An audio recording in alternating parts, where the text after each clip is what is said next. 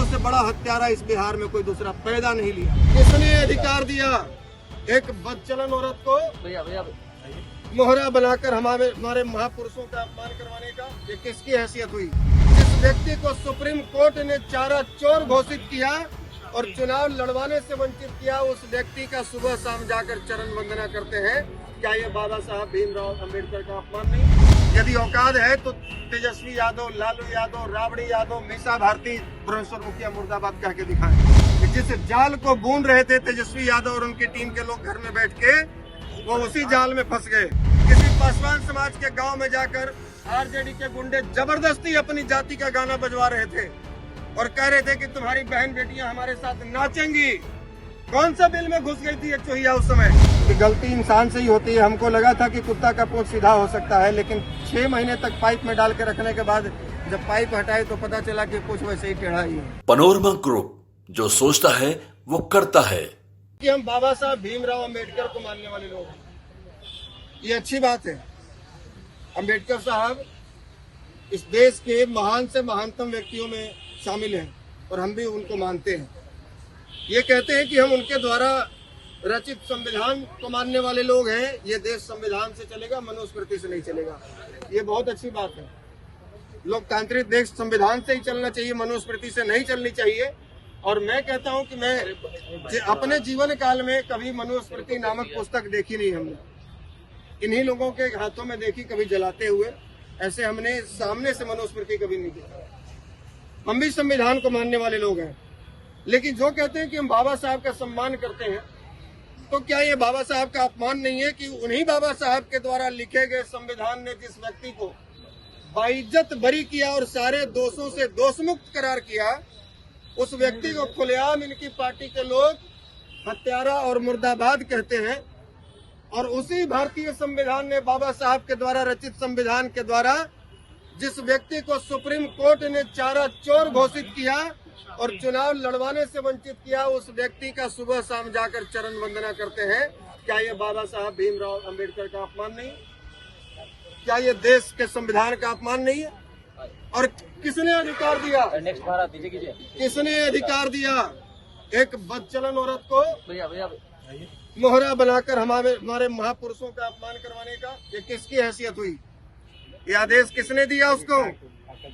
लालू यादव ने दिया, तेजस्वी यादव ने दिया, राबड़ी देवी ने दिया, या मीसा भारती और रोहिणी आचार्य ने दिया? यदि औकात है तो तेजस्वी यादव, लालू यादव, राबड़ी यादव, मीसा भारती, भुवनेश्वर मुखिया मुर्दाबाद कह के दिखाएं। यदि औकात है तो कह के दिखाएं। एक विक्षिप्त महिला को आगे करके पीछे से बैटिंग कर रहे हैं। ये पूरा बिहार जानता है कि जिस जाल को बूंद रहे थे तेजस्वी यादव और उनकी टीम के लोग घर में बैठ के, वो उसी जाल में फंस गए और अब बैकफुट पर आए हैं। पूरे बिहार में घूमेंगे और ये जो अपने आप को दलितों का, पिछड़ों का मसीहा बताते हैं, सबसे बड़े हितैषी और पैरोकार बताते हैं, ये बताएं कि पिछले 40 वर्षों में बिहार में सबसे अधिक दलितों पर, महादलितों पर, अतिली पिछड़ों पर या अन्य पिछड़ी जातियों पर कौन सी पार्टी के गुंडों ने अत्याचार किया है? और ये मैं नहीं कह रहा हूं, ये देश का संविधान कहेगा, ये कोर्ट कहेगा। और प्रत्येक जिला मुख्यालय से हम लोग एक सूची निकलवाएंगे कि कहां कहां, कौन कौन से गांव में, कौन कौन से जिले में अति पिछड़ों पर और दलितों, महादलितों पर अत्याचार हुआ है और कौन से लोगों ने किया है, क्या टाइटल है उनका, या कौन सी पार्टी का झंडा उठाने वाले लोग हैं, और उन मामलों पर राज्य आरजेडी का क्या स्टैंड रहा है। 4 दिन पहले किसी पासवान समाज के गांव में जाकर आरजेडी के गुंडे जबरदस्ती अपनी जाति का गाना बजवा रहे थे और कह रहे थे कि तुम्हारी बहन बेटियां हमारे साथ नाचेंगी। कौन सा बिल में घुस गई थी ये चोहिया उस समय? इसका आवाज क्यों नहीं निकला? जो अपने आप को दलित हितैषी कहते हैं, क्योंकि इनकी पार्टी के गुंडे ऐसा कर रहे थे। ये दोहरा चरित्र अब चलने वाला नहीं है। पूरे बिहार के अति पिछड़े, दलित, महादलित लोगों के बीच में जाएंगे और इनकी असलियत से पूरे बिहार की जनता को वाकिफ करवाएंगे। अब आशुतोष कुमार का केवल एक ही मिशन तो जी लगता है क्या A to Z की जो बात तेजस्वी यादव कहते रहे हैं, आपके मंच पर भी आ चुके हैं पहले, वो ही करवाए होंगे ये तमाम चीजें?